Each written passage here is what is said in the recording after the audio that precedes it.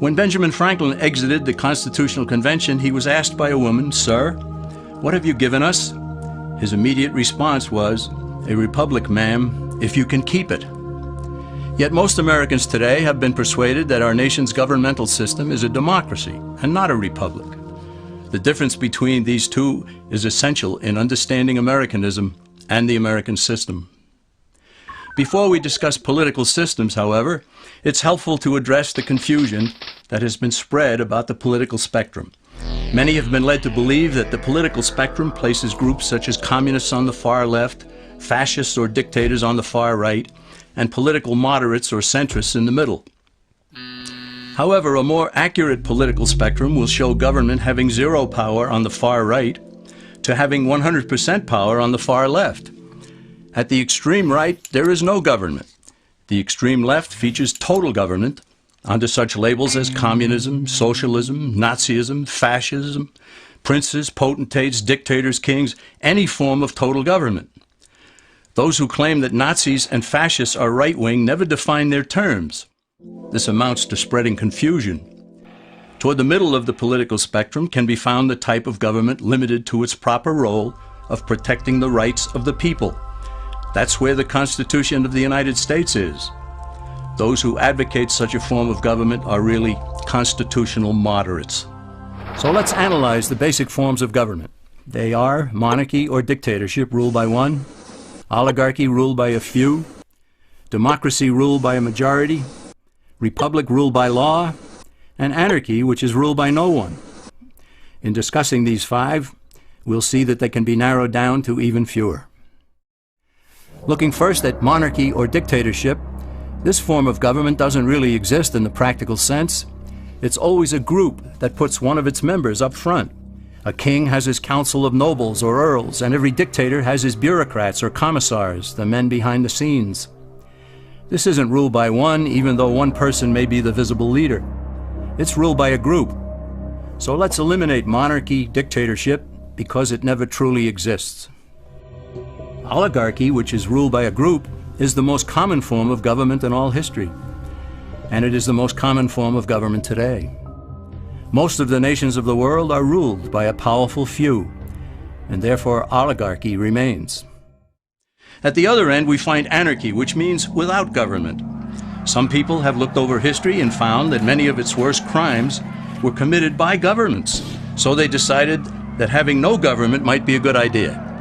But this is a mistake, because as the ancient Greeks stated, without law there can be no freedom. Our founding fathers agreed and held that some amount of government is a necessary force in any civilized, orderly society. In a state of anarchy, however, everyone has to guard life, liberty, and property, and the lives of family members. Everyone must be armed, and movement is severely restricted because one's property has to be protected at all times.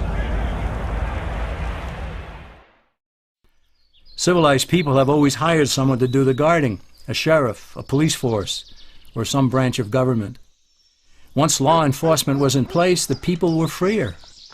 They could leave their property, work in the fields, and so on. In short, the proper amount of government makes everyone freer. There are some who advocate anarchy, however, not because they want no government, but because they don't like what they have. They use anarchy as a tool for revolutionary change. The condition of anarchy is very much like a vacuum where something rushes in to fill it. These calculating anarchists work to break down the existing government with rioting, killing, looting, and terrorism. Tragically, the people living in such chaos often go to those best able to put an end to it and beg them to take over and restore order. And who is best able to put an end to the chaos? The very people who started it. The anarchists who created the problem then create a government run by them, an oligarchy, where they have total power. This is exactly what happened in Russia that led to Lenin taking total power, and in Germany, where Hitler's brown shirts created the chaos that brought him to power. But anarchy isn't a stable form of government. It's a quick transition from something that exists to something desired by the power-hungry.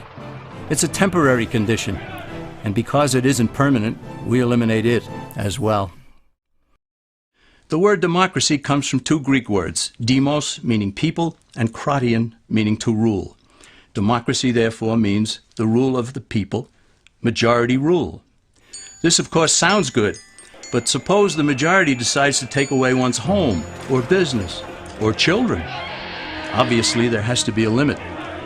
The flaw in democracy is that the majority isn't restrained. If more than half the people can be persuaded to want something in a democracy, they rule. What about republic? Well, that comes from the Latin, res meaning thing, and publica meaning public. It means the public thing, the law. A true republic is one where the government is limited by law, leaving the people alone. America's founders had a clean slate to write on. They could have set up an oligarchy. In fact, there were some who wanted George Washington to be their king. But the founding fathers knew history, and they chose to give us the rule of law in a republic, not the rule of a majority in a democracy. Why? Let's demonstrate the difference in the setting of the Old West. Consider a lynch mob in a democracy. 35 horseback riders chase one lone gunman. They catch him, and they vote 35-1 to hang him. Democracy has triumphed, and there's one less gunman to contend with. Now consider the same scenario in a republic. The 35 horseback riders catch the gunman and vote 35-1 to hang him, but the sheriff arrives, and he says, "You can't kill him. He's got his right to a fair trial." So they take the gunman back to town. A jury of his peers is selected, and they hear the evidence and the defense, and they decide if he shall hang. Does the jury even decide by majority rule? No, it has to be unanimous or he goes free. The rights of the gunman aren't subject to majority rule but to the law. This is the essence of a republic. Many Americans would be surprised to learn that the word democracy does not appear in the Declaration of Independence or the U.S. Constitution, nor does it appear in any of the constitutions of the 50 states.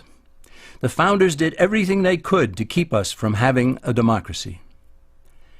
James Madison, rightly known as the father of the Constitution, wrote in essay number 10 of the Federalist Papers, "Democracies have ever been spectacles of turbulence and contention, have ever been found incompatible with personal security or the rights of property, and have in general been as short in their lives as they have been violent in their deaths."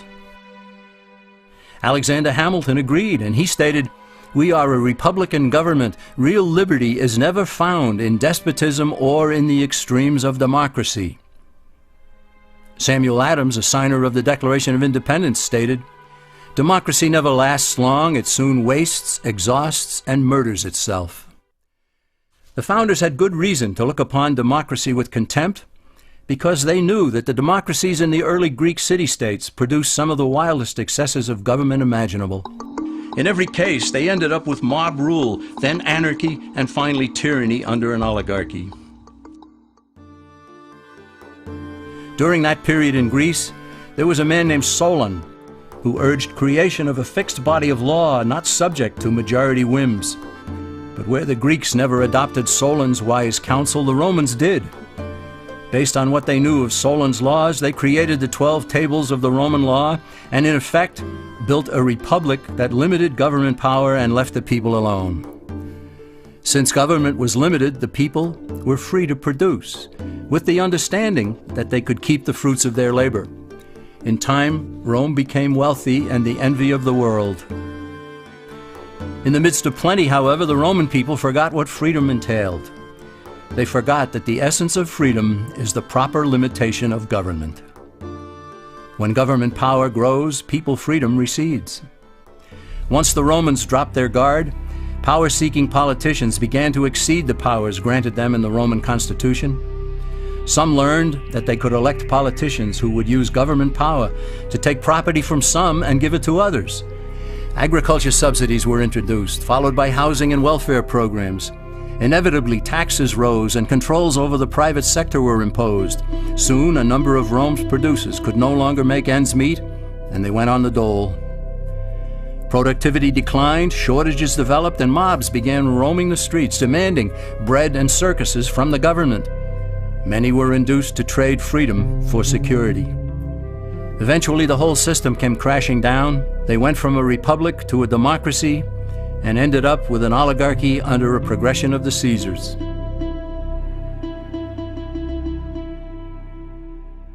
Thus, democracy itself is not a stable form of government. Instead, it is the gradual transition from limited government to the unlimited rule of an oligarchy.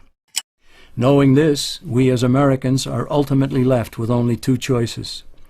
We can keep our republic, as Franklin put it, or we will inevitably end up with an oligarchy, a tyranny of the elite.